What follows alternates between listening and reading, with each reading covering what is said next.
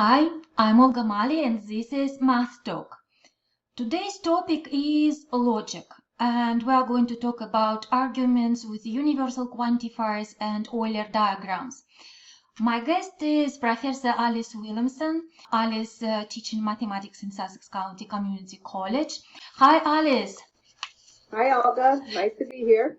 Oh, thank you. Thank you for joining me today. I'm really glad to have you here. We will talk about logic section of contemporary mathematics, which you teach. Am I right? You have been teaching it for quite a few years. Very, more than I care to admit. Oh, and I think you even designing this course, right? I pretty much designed it at Sussex, and I originally taught it at Passaic County Community College. So before we start talking about quantifiers and arguments and Euler diagrams, I just want to say a couple of words about Euler. So here is a portrait of Leonhard Euler, who was a Swiss mathematician of 18th century, very famous mathematician and one of my favorite mathematicians. Alice, I want to ask you a tricky question. Can you guess what is common between Euler and me? Apart from our love of mathematics? No, I have no idea. Okay, I will tell you. I was born in St. Petersburg, Russia, and Leonhard Euler spent basically almost half or maybe even more than half of his life in St. Petersburg, Russia. He was invited by Russian Tsarin to work in Imperial Russian Academy of Science in St. Petersburg. So he went there when he was pretty young. He got married there with German girl. He got children, and then he left Russia. Then he came back, and he even died there. His grave is in St. Petersburg. Next time I'm in St. Petersburg, actually, I might visit it. Nice I was idea. just going to ask if you'd ever seen it. I know the place. I know that particular monastery where the grave is, but I honestly never visited it. Next time. So if you look at his portrait, you see that he has some eye issue. He actually has his eyesight worsened throughout his mathematical career. In his early 30s, he became almost blind in his right eye. This is the eye. And later, he became totally blind with his left eye. Nevertheless, he was very prolific, and with the aid of his scribes, he was producing on average one mathematical paper per week, which is incredible. And he himself was saying, oh, without my eyes, I actually have fewer distractions. So that was Leonhard Euler. He was great with math, he was great with logic, astronomy, physics, and more. So we are going to talk about logic today, and what he introduced. He introduced so-called Euler diagrams, nice ovals, which we can use to test the validity of arguments. So Alice, can you give some comments on those nice ovals? Yes. First of all, some of you may think that these do look very similar to Venn diagrams, and you would be right. They do look that way. Because we're talking about arguments that have universal quantifiers, you know that you need to use an Euler diagram when you see the universal quantifiers in your argument. All, some, and none. So those are quantifiers. So when you want to use all, that means if I have all birds fly, birds could be represented by the blue circle, and that would be the birds. And then the entire yellow circle. So even though some of it looks like it's blocked out, it's not just the donut, shall we say, it's the entire set represented with the yellow. Represents, could say all birds fly, so this yellow would represent everything that flies. And then if I move on to some, if I want to say some birds fly, one of these would represent the birds, all birds, and the other one would represent things that fly. And we know that this represents some birds fly because that would be where they intersect. These would be the birds that also fly in this section. And finally, if you have an example such as no cows fly, one would have cows, and the other one would have things that fly. Cows do not fly. They have nothing in common, so that would be two distinct circles. Okay, so those are Euler circles, Euler diagrams. Now I think it's time to look at some examples. So I prepared some examples, so let's talk about these examples. So we need to draw the ovals or circles. So how do you start here? Well, the first one I noticed is that it says, all puppies love to play. So as soon as I see the all, I note that I'm going to want a circle within the circle. So puppies would go in the center. And then the larger circle, the entire larger circle, represents things that love to play. Okay, and again, keep in mind, it's the entire circle. It's not just the donut section, shall we say. All right, next statement says that Benny does not love to play. Well, there's not much choice where I place this, because we know that Benny does not like to play, which means Benny cannot be anywhere in this play circle, so Benny has to be somewhere out here. Okay, at this point, I've actually done the two statements in my argument, and I'm about to see the conclusion. I know I'm ready for the conclusion because I see the line that's drawn. I don't draw the conclusion. I have to look at the diagram that we've drawn and decide whether or not our diagram forces the conclusion to be true. If I look at this diagram and I look at my conclusion, it says that Benny is not a puppy. I think we can agree that Benny is not a puppy based on this diagram. Olga, would you agree? Yeah, so I can see that Benny is outside of puppy's circle. So it means Benny is not a puppy. So it means conclusion is also true, so argument is valid. Exactly. So this would be a valid argument, and your proof is the Euler diagram.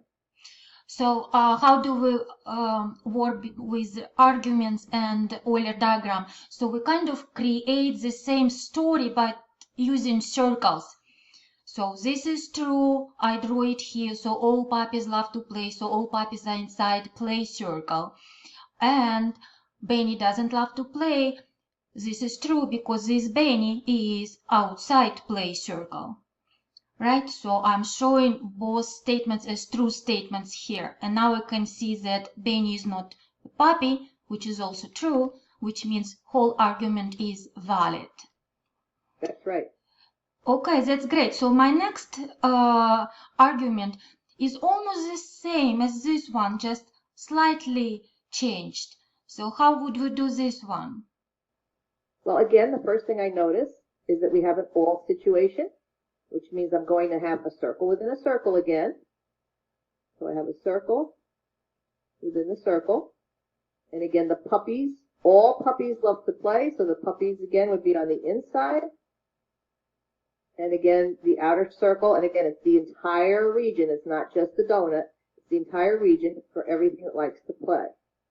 Benny loves to play. Well, it's a little bit different this time, because if I look at the circle that represents play, this time I notice that there are actually two regions to this circle. And I really don't know where Benny belongs. Benny might be part of this part of the circle, or Benny might be part of this part of the circle. I don't know. The only thing that I'm told is that Benny loves to play. I have satisfied that by drawing the diagram this way, because Benny might be in here, or Benny might be in this region. Now it's time to stop drawing, because now I must inspect my conclusion. This time the conclusion says that Benny is a puppy. According to my diagram, Benny could be a puppy, but just as easily Benny might not be a puppy. And since this is not necessarily true, maybe a kitten. He could be a kitten. Yes, he could be. And a kitten would love to play just as much as the puppy would love to play. So this is not necessarily the case. So this time we would have to say that the argument is invalid. Okay. Because our drawing does not force this to be true. Okay, just because we cannot decide actually where can we put this Benny, here, here, can be puppy, can be not puppy, but still playing. Right. So, the only thing it says is Benny loves to play, so that's the best I can do, and because there actually are two choices where I can put Benny. Yep. Doesn't necessarily mean he's a puppy. Yep, I understand. Okay, let's have a look at another example. Now we have all birds fly, all drones fly. So how to draw our diagram for this case? Well, once again, we have an all situation, so we will have a circle within a circle. So if this is my birds, and this is everything that flies,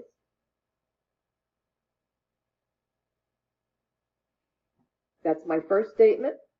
Now this time my second statement says all drones fly. So the only thing I know for sure is that the drones have to be somewhere within the outer circle. So this could be all drones. I could have all drones here. Or I could even have all drones in there. Each one of these ways that I drew this actually satisfies the second statement. Yes, so 3 possible places. Okay, and we don't have to draw another circle with fly, all objects that fly, right? No, because we already have the circle that represents everything that flies. So as long as I keep the birds in there and I keep the drones in there, I have satisfied the two statements. Okay, so what about conclusion then? The picture is complicated. The bird is not a drone. Well, right here, a bird is not a drone. But guess what? Here, a bird could be a drone. And in fact, in this case, all drones are birds. So this is not, anyway, being forced to be true. So this is another one that we would find is invalid. Invalid. Mm-hmm. Okay, so looking at all this, I can see that sometimes we can draw all our premises, the statements, we can draw them using Euler diagrams, we get some nice picture, but then our conclusion could be really weird and can be valid, or it may be okay, but then it's invalid. Right. Yes, because we're only going by the information we have in the premises. And I think that's something students need to keep in mind. Some of these might not necessarily make a lot of common sense to them, but what they have to keep in mind is that they're just being asked to draw according to the two premises that are above the conclusion. Okay, that's great. Now I have another argument here. So how to create Euler diagrams here? Okay, so this one we have all birds have wings. Again, as soon as I see all, I know I have a circle within a circle. So this would be the birds. And then this would be wings. And this indicates that all birds have wings. The second premise says that all wings have feathers. So now this becomes my center circle, and I want a larger circle around that to show everything that has feathers. Okay, so we showed that birds have wings, all wings have feathers. Again, I've now finished drawing the premises. I have to see whether or not my drawing forces this conclusion to be true. Well, the conclusion says all birds have feathers. I can see it. I can see it from the picture. It looks like true. We finally got one that's forced to be true, and if that's the case, then this would be a valid argument. Just remember that the picture is your proof. Okay, very nice. So this one is easy. Now let's talk about another quantifier, sum. Yeah, sum. This time we do not want a circle within a circle because we're not talking about all. We're talking about sum, which just means we want intersecting circles. So here's one part and here's the other part. And right there where they intersect, that would be the sum cats that like milk. So this circle would represent cats. And this one would represent everything that likes milk. And right there would be the cats that like milk. Well, the second premise says that Ellie likes milk. Now, what we need to do is to keep in mind that this entire circle represents everybody or everything that likes milk. And just like we had in one of the previous problems, there are two different sections of this circle where I could put Ellie. All I know about Ellie is that she has to be somewhere in this circle. So Ellie might be in this piece of the circle, or Ellie might be in this piece of the circle. So I've now drawn the two all the possibilities for the two premises. And now it's time to look at the conclusion, which says that Ellie is a cat. If I look at the picture, maybe Ellie's a cat. If Ellie is here, not. right? So this Ellie is a cat. It's inside of cat circle. But this one is not inside cat circle. So this one is not a cat. Right. Okay, so what is our argument? Is it so valid? That's telling us that this was invalid because Ellie doesn't necessarily have to be a cat. Whoops, invalid. Yeah, invalid. Okay, now I will change it a little bit. What about this? Okay, some cats like milk. Once again, when I see a sum, we want to have two intersecting circles, and it starts out just like the other one. So here's cats. And here's everybody likes milk, everything that likes milk. Ellie is a cat this time. Well, pretty much the same idea, only I have to make sure that Ellie is now in the cat circle somewhere. Once again, the cat circle does have two different regions. So Ellie might be in this part of the circle, or Ellie might be in this part of the circle. So similar to the other problem, when I look at the conclusion and it says Ellie likes milk, once again, she would here, but not necessarily there. So one more time, we get another invalid argument. Okay, so this Ellie which likes milk, this is the one, and this one doesn't like milk, so we have two different places for Ellie. That's why argument is invalid, right? Because we cannot say we're here or we're here. Ellie is here or Ellie is here. Can we make it valid somehow, this argument? Let's see. Some cats like milk. We have that. So how to change conclusion to make the argument valid? Well, change the conclusion or change one of the premises? Okay, how do we change? Well, I could change the second premise to Ellie is a cat who likes milk. Oh, Ellie is a cat who likes milk. In which case, then we couldn't put her in this piece because she would have to be in the intersection. So it will be the same two circles. This is milk, and this is, we have cats. And now Ellie is a cat who likes milk. That means there is only one place for Ellie, and it means Ellie likes milk. Right. So then it will be valid. Right. Okay. All right.